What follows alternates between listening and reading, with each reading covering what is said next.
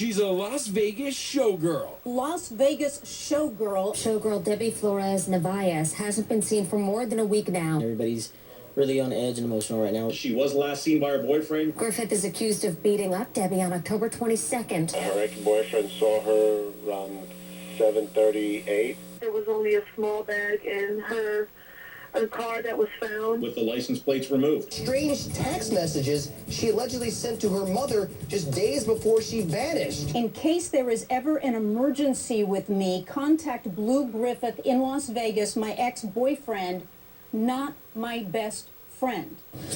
I miss you, and I just want to give you a hug and a kiss and bring you home. I'm Jean Casares of In Session on the True TV network. In for Nancy Grace tonight. Debbie Flores-Narvaez, 31 years old. According to prosecutors, she was kicked, she was punched, she was hit. Her legs were black and blue. She's a dancer. That's what she uses in her profession. And she was pregnant. This all allegedly happened in October of this year. Straight out to Alexis Tereszczuk, reporter of Radar Online. Go through with us exactly what prosecutors are saying happened to Debbie Flores by this allegedly ex-boyfriend. Well, what they're saying, I don't know that he was actually an ex-boyfriend at the time. I believe that Blue Griffith was her boyfriend at the time. She went over to confront him. He was with an ex-girlfriend of his. They got in an argument. He took her cell phone. He drove away in the car. She followed him in the car. They pulled over at another location. They both got out of the car. They started fighting. What she says happened is he threw her phone and started hitting her and kicking her. She was pregnant at the time. She had bruises on her legs. She even said that he pulled out chunks of her hair, and the police said that they found her hair on the ground at the scene. She said that he kicked her car, and that's why she called the police. You know, you make a really good point, because you're right. They were boyfriend and girlfriend, and that's what did it that night. But to John Schaefer, program director, AM 720 News Talk Radio in Las Vegas, here's what I don't understand. It seems like right when she gets to his ex-girlfriend's house, and it looks like there could have been a romantic triangle there, he immediately tries to take her iPhone. What's the motivation? Because the alleged domestic abuse hadn't happened quite yet, or is there more to this story? We don't know at this point what made him reach for the phone. She might have been dialing the phone at that time. As you said, he told her he didn't want to go back to jail. Maybe she had the phone and was getting ready to call 911, fearing something was going to happen. But it was after he grabbed the phone and threw it that the alleged domestic violence took place that night. Or go to jail. I want to go to Dr. Titus Duncan, general surgery physician, Atlanta Medical Center. Here's one thing prosecutors are saying, that wads of her hair were pulled out during this domestic violence incident. What does it take to pull out somebody's hair? It takes a pretty good amount of force. Obviously, it depends on the integrity of the hair. But it does take a pretty good amount of force. And, you know, the other things that he did at the same time, kicking her while she was down, causing bruising, even elbowing her in the chin, can cause some pretty significant trauma. Now, it sort of depends on how hard that trauma was inflicted upon her. But he could have done anything from bruise her to actually broken bones. And then, obviously, if she kicked her, if she was pregnant, she could have lost the baby as well. We don't know what the status of the baby was. We don't know what trimester of the pregnancy she's in. So a lot of things could happen. To Karen Stark, psychologist out of New York, why does a woman keep going back to a situation like this? Because I don't think this was the first time. If this is true as to what prosecutors are saying, let's just look at the domestic violence aspect of this. It didn't happen just once. Why do they keep going back? They go back because they don't feel good about themselves. And whatever makes them fall in love with the person who is beating on them, that starts to come out as soon as they want to leave. So first he's abusive, and 9 times out of 10, once she decides that she wants to leave, he starts to apologize in all the most wonderful parts of him. And these guys are very capable of being charming and terrific, Jean. It's unbelievable how they can win over women. That all comes out again. And each time it happens, she feels worse and worse about herself. also, there's the second part of it, which is people will want to know, why was she ever picking somebody like this to begin with? Why was she with a man like this? She starts to feel stupid. And so she needs to prove to herself that she can make this work, that this isn't going to happen to her anymore, and her self-esteem is gone.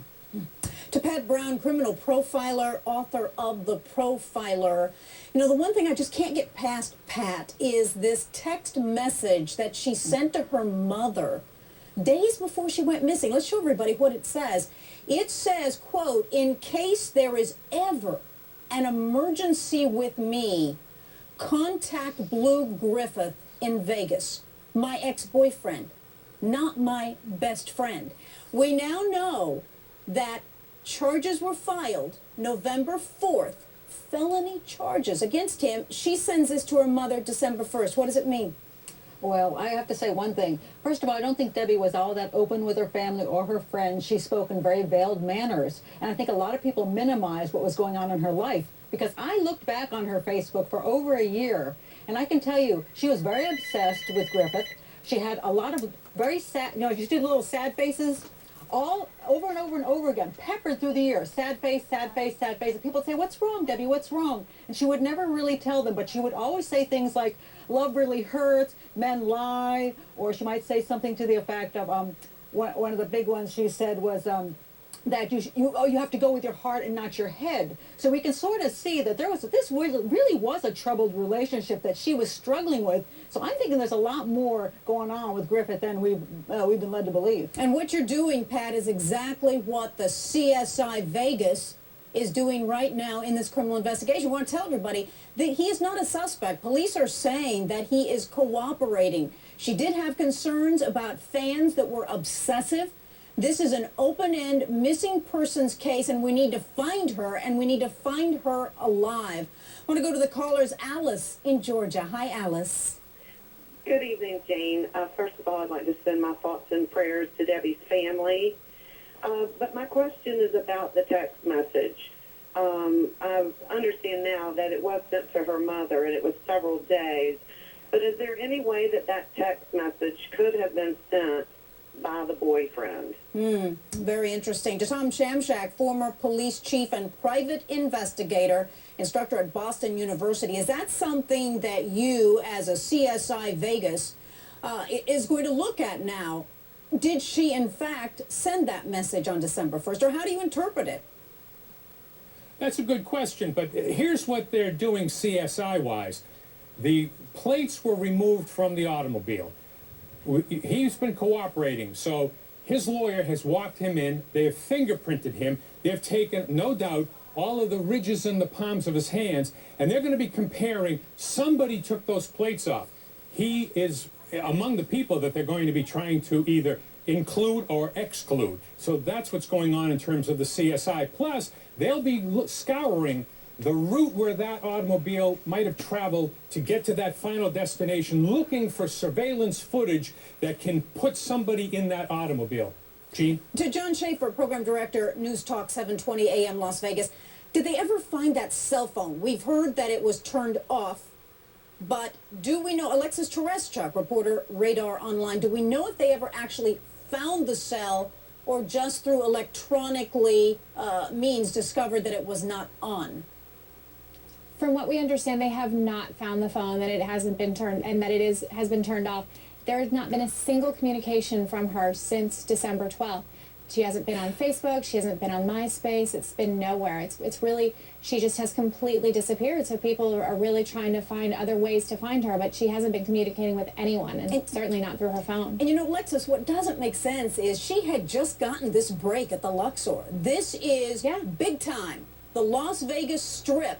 And if that's what you want to do, to be in the show at the Luxor, she had just gotten a solo dance spot at the Luxor in their show.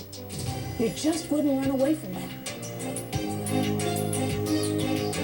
The disappearance of Deborah Flores-Narvaez. Things seem to be on the way up for her. She had a gig lined up for the fantasy showgirl and saw her just days before she vanished. She was actually really excited. She has a new solo. It's a promotion for her. Big time show on the Las Vegas Strip.